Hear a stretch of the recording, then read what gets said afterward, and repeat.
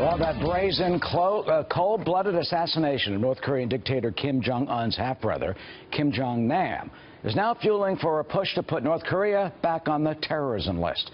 You know, the reported use of a highly deadly chemical agent, the nerve gas VX, in the attack that you see right there, allegedly by those two young girls, are bringing to attention the threat of the Hermit Kingdom that continues to pose that threat to the international community. And Pyongyang, uncharacteristically, lashing out at its longtime sponsor and ally, China, which some say is a troubling new development.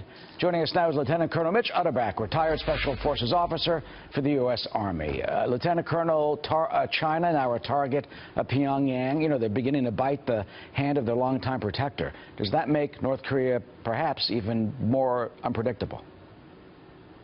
It does, Eric, and it also shows the growing disrespect that they have for China, really their only ally in the world, their trading partner for coal and cash.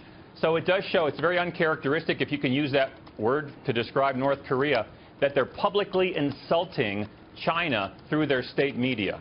Troubling, troubling. And Kim Jong Un, I mean the regime, according to reports, they've assassinated some of its supporters.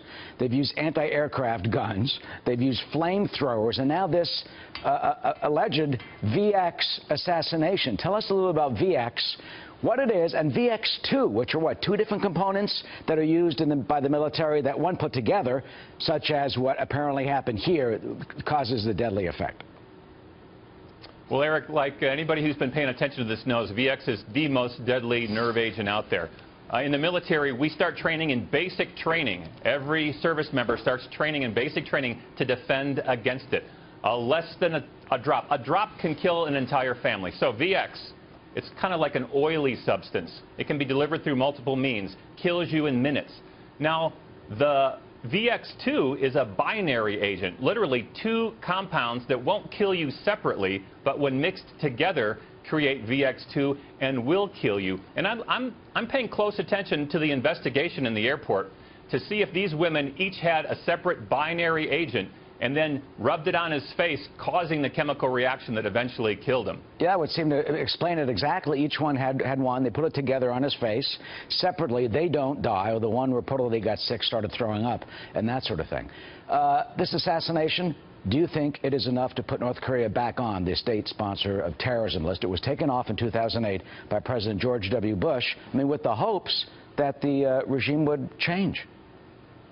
Yeah, Eric, taking them off the list then is like trying to rationalize with a drunk person. They've launched dozens of ballistic missiles since 2008, conducted a cyber attack against Sony Pictures for a perceived insult to their leader, and then this potentially VX2 assassination attempt. Hey, they sent agents to another country, trained for it, rehearsed for it, and then conducted literally an assassination. If that's not international terrorism, well, it's time to re-examine that definition. And also, one quick thing about the female that got sick, Eric. She could have been having a reaction to atropine, the antidote to VX, which she could have self-administered before the attack or right after.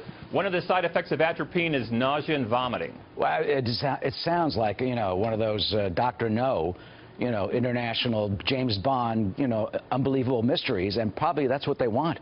They wanted to scare the bejesus out of the Western countries by trying to have this type of targeted assassination in a public place. Hey, there's multiple layers to this. Kim is telling anybody within his own country, I am willing to kill family members to stay in power. He's threatening South Korea that his WMD closet is much bigger than they realize. And on the international stage, he's showing that I have multiple means to attack you and fight back if you decide to attack me and my regime. And they apparently, if this is what happened, got the VX from North Korea down into the airport at Kuala Lumpur. Is it possible, Lieutenant Colonel, that the North Koreans could actually get VX here to the United States? And this potentially would be how? You know, diplomatic pouches. They can't be searched. The North Koreans have an office here on 2nd Avenue. I've been there. They have an ambassador to the United Nations.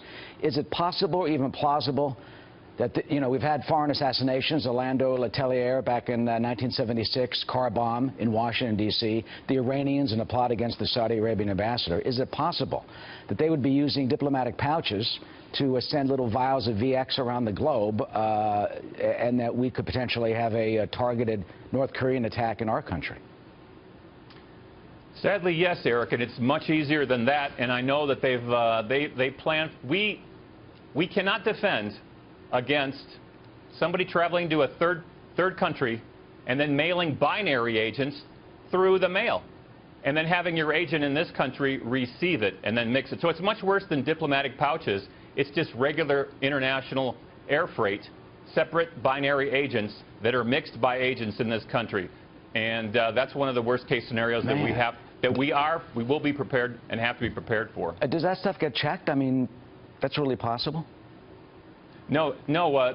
Many types of illicit substances or even drugs are sent through the open mail. So, yeah, a lot of stuff comes into our country, and unless, and I hope we would be, doing some kind of spectral analysis for VX binary components as it comes into the U.S., it's definitely a scary possibility. Well, certainly something that we will follow up, and we should certainly keep an eye on in terms of some of the terrorist threats that we have in our nation. Lieutenant Colonel Mitch Utterback, good to see you, and thank you, despite your chilling analysis this afternoon. Worst case scenarios, Eric. Thanks. Yeah, we got to think of them and be protected against them. Now, some more on the chemical that the Malaysian authorities said was used in that deadly attack, the VX nerve gas agent. It was originally developed in the early 1950s during research into pesticides. It is a banned chemical weapon that is known as the most toxic nerve agent in the globe. It is tasteless, it is odorless, it affects your nervous system when it's placed on your skin. The chemical causes paralysis and suffocation.